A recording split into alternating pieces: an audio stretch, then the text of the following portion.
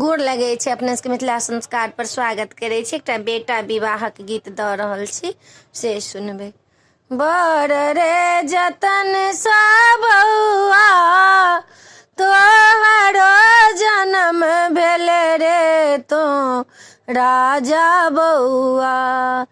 मैं के कए लिहे याद रे तो राजा बउआ मैं एक कए लिहे याद रे तो राजा बउआ जखने तो जन्म ले बाबा पाग बनलक रे तो राजा बउआ मैं एक कए लिहे याद रे तो राजा बउआ मैं एक कए लिहे याद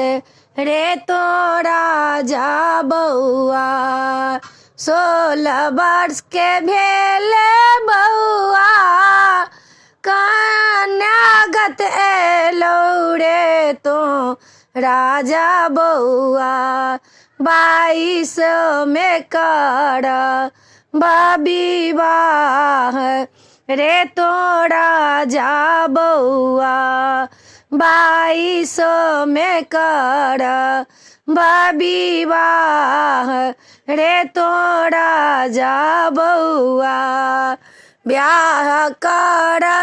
जइहे बउआ मैं मुँह देखी है रे तो राजा बउआ मैं एक कए लिहे याद रे तो राजा बउआ मैं एक कए लिहे याद रे तो राजा बउआ सासू के स्नेहा देखी मैं जानी भूली है रे तो राजा बउआ मैं एक कए लिहे याद रे तो राजा बउआ कन्या के स्नेहा देखी मैं जूनी भूली है रे तो राजा बउआ मैं एक कए लिहे याद रे तो राजा बउआ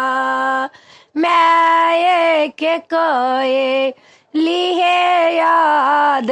रे तो राजा बउआ जूनी कानू जूनी खीजू माए अपन है हमर अपन मैया दूधबा के दाम देव चुकाए हे हमर अपन मैया दूधबा के दाम देव चुकाए हे हमर अपन मैया दूधबा के दामा बउआ के ओने चुकाबै रे हमर राजा बउआ मैं एक कए लिहे याद रे हमर राजा बउआ। वीडियो में अच्छा लग अपने सबके ई बेटा विवाह के गीत नीक लागत चैनल के सब्सक्राइब करो नहीं बिसरबे जरूर सब्सक्राइब करबे लाइक करबे कहबे जरूर जय मिथिला जय।